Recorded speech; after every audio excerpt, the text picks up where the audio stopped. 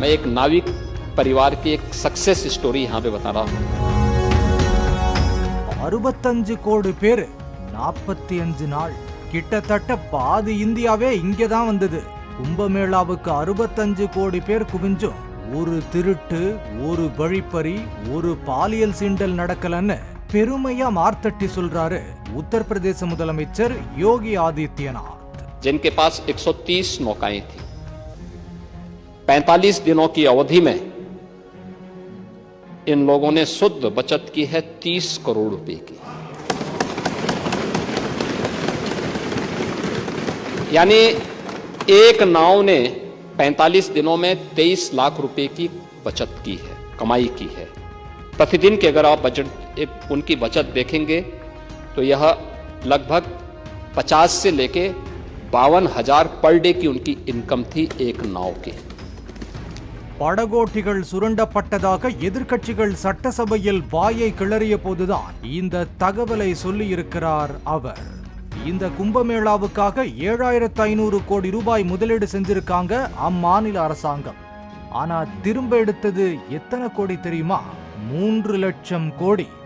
அதுவும் இந்த லாபம் அங்கு தொழில் செஞ்ச மக்களுக்கு கிடைச்சிருக்கு.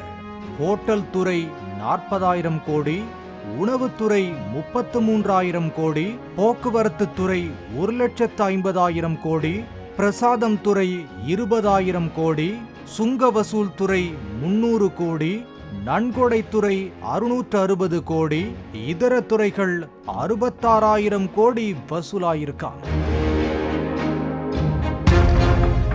அதுவும் 130 படகுகள்ல வச்சிருக்கிற ஒரே ஒரு குடும்பம் மட்டும் 30 கோடி ரூபாய் 1.5 மாசத்துல லாபம் பார்த்திருக்காங்களாம்.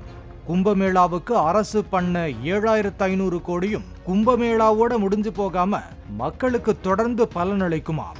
அந்த வகையில் 200 சாலைகள் விரிவாக்கம், 14 மேம்பாலங்கள் உருவாக்கம், 9 சுரங்கப்பாதை அமைப்பு, 12 வளாகங்கள் அமைப்பு என செலவுகளும் கட்டுமானங்களாய் நின்று நகரத்தை மேம்படுத்துதான்.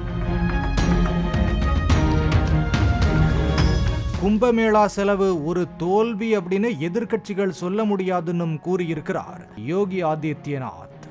அதே மாதிரி சட்டம் ஒழுங்கு எல்லாம் குத்தமே சொல்ல முடியாத அளவுக்கு இருந்ததாம். கூட்ட நெரிசல் தவிர ஒரு பாலியல் சீண்டல், ஒரு கடத்தல், ஒரு வழிப்பறி, ஒரு கொலை கூட ரிப்போர்ட் ஆகலையாம்.